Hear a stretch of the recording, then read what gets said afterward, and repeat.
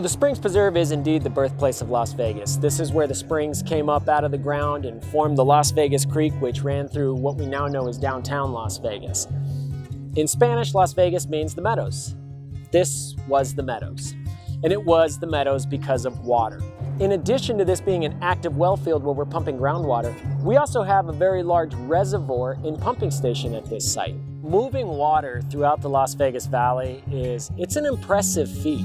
When you consider that it requires more than 4,000 miles of pipeline, we've got more than 30 pumping stations, more than 30 reservoirs. We move a considerable amount of water through this valley to ultimately meet the water demands of our community.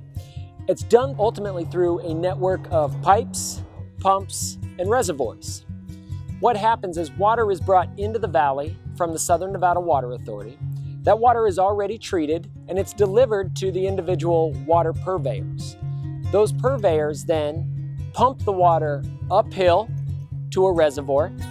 That reservoir gravity feeds to customers, but it also serves as a bay for an additional pump station to move water further uphill to the next reservoir. So much like links in a chain, we move water by pumping it uphill, gravity feeding downhill, and continuing to pump uphill reservoir to reservoir.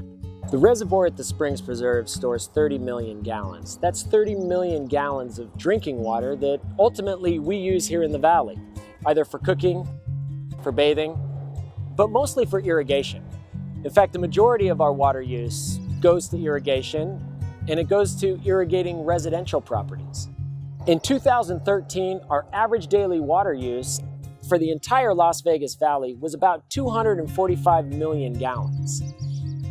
That's an average, however. We do see higher water use in the summer, obviously because of the warmer months, but we see much lower water use in the winter. And a lot of that is due to not only the temperatures, but also people abiding by landscape watering restrictions and reducing their outdoor water use.